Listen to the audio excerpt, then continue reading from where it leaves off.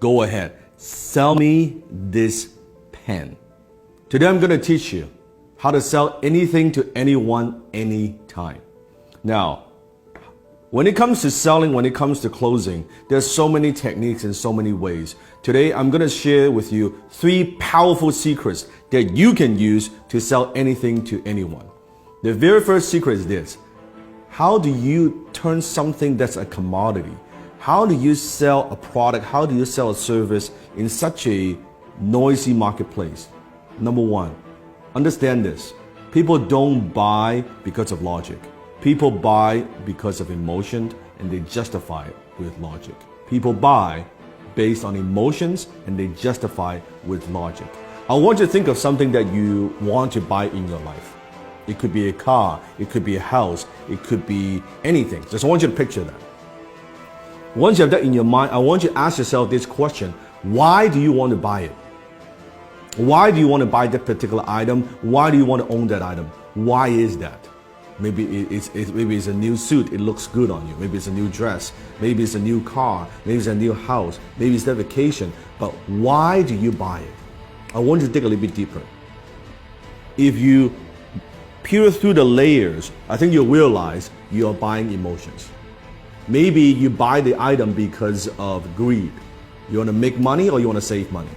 Or maybe it's because of generosity, that by buying this item is going to help other people. Have you noticed sometimes even there are companies out there, if you buy this particular product, they're going to donate a certain amount to charities? Maybe you buy because of generosity. Maybe because of shame, that if I don't buy this, I'll look foolish. If I don't own this, I'll look foolish. Or maybe it's fear, that if I don't buy this, I'm going to be missing out. I don't want to miss out.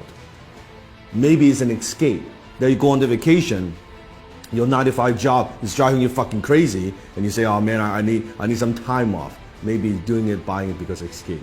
Whatever those reasons are, those are very often emotional reasons. So you buy because of emotion, and you justify with logic. So think about when you're selling something to somebody. Are you just talking about features and benefits? What this thing would do for you? Or are you pushing those emotional hot buttons? I remember one time I was in Harry Rosen, which is a very well-known kind of menswear store, high-end in Vancouver. I walked into the store and I was walking by the Tom Ford section. And the salesman approached me and said, sir, is there anything I can help you with? I said, no, I'm just browsing around. And he said, do me a favor. Put this suit on. Now, at the time, I've never owned a Tom Ford suit before. I have a lot of suits, but I don't have a Tom Ford suit. He said, do me a favor, put this on. I said, all right. I put it on. He said, how do you feel? Well, it feels pretty good. I said, okay, also try this on. Put on this tuxedo. I said, okay, that's pretty cool. He said, oh, it looks great. He said, sir, are you a fan of James Bond? I said, who isn't a fan of James Bond? Like, duh. He said, you see this suit right here, this tuxedo, is the exact suit, exact same design as James Bond wears in Casino Royale. You know the scene when he was gambling? I said, fuck, it looks good, right?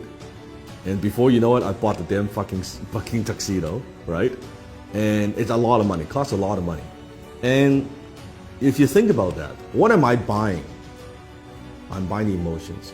What I'm buying is this. I'm buying when I wear this tuxedo, I feel good. As a James Bond fan, I feel like James Bond.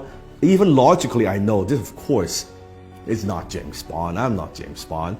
But emotionally, it takes me there.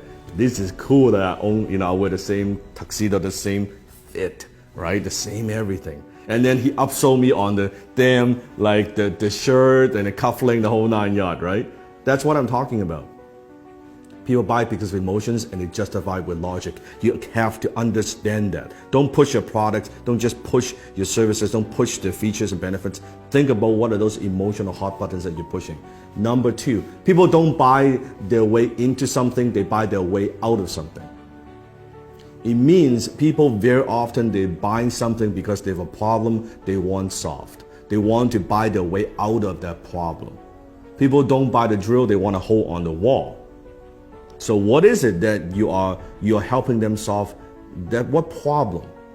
What is it? What is that thing? You have to understand. So I always say the amount of money that you make is in direct proportion to how deep you understand your marketplace's pain. The amount of money you make is in direct proportion of how deep you go, how much you understand your marketplace's pain. So you have to understand what it is, what are the pains that people have, and how can you help them relieve some of that pain. So think about that. Number 3, people don't buy products and services, they buy stories.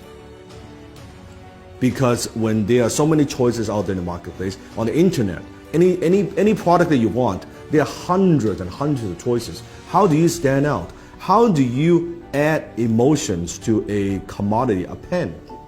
What's the difference between a $2 pen like this or an $800 Mont Blanc John F. Kennedy limited edition exclusive pen? $800 pen. It's the same pen. It's the same functions. Story.